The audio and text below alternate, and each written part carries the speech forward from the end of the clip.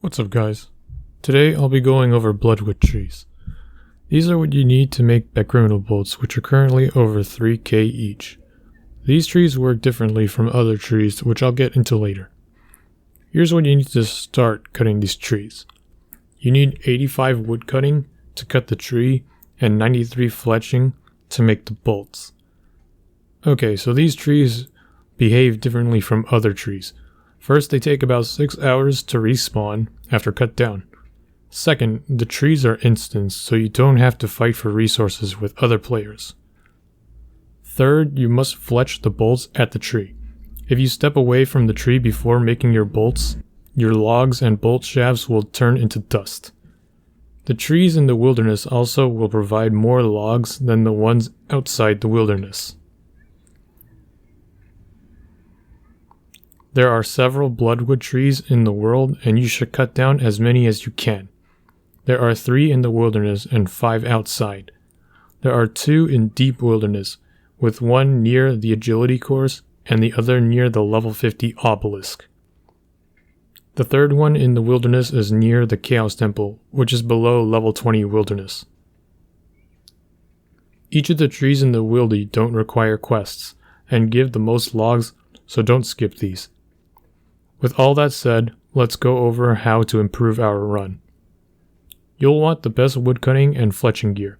For woodcutting gear, use the best hatchet you have, like an augmented crystal hatchet. I have it perked with honed 6 and refined, which has a chance to not deplete the trees. There's also the lumberjack aura, which gives a maximum of a 15% boost. Next is the Nature's Sentinel outfit, which gives a 7% boost. If you don't have the full outfit, you'll eventually be able to create it through invention. After that, any boost to woodcutting levels will help. This includes summoning a beaver and using a ring of whispers. For the fletching part, bring a fletching cape for a small chance of extra bolts. A portable fletcher works, but since you'll be moving from tree to tree, it's not as useful. Okay, with all these items, you're ready to start.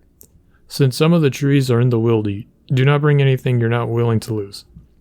I like to start in the wildy. The trees here can give a huge amount of logs, so bring enough bolt tips, like 2,000. The 3 wildy trees take up a large part of your run, if you have all the items, so you'll have to pay attention for a while. Once you're out of the wildy, there are trees at the Farming Guild, Soul Wars, Dark Mayor, Glacier Cave, and Prif. These trees either have a quest requirement or a farming requirement, and don't give as much logs. This is all you need for bloodwood trees, but there's a few other things to note. The trees take a long time to respawn, but don't treat it like dailies. If you cut a tree down right before the day resets, you still need to wait 6 hours for it to respawn. You can do bloodwoods 3 times a day, 1 in the morning, 1 in the afternoon, and 1 at night if you really want to.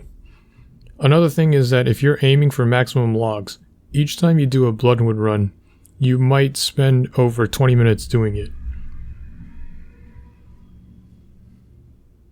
The wildy trees might give you 100 logs each, which take a long time to cut and fletch. In this run, I got 1,970 bolts, and at current prices, it's about 6 mil. It took about 20 minutes, so this is a decent skilling method. Anyway, that's going to be the video, and I'll see you next time.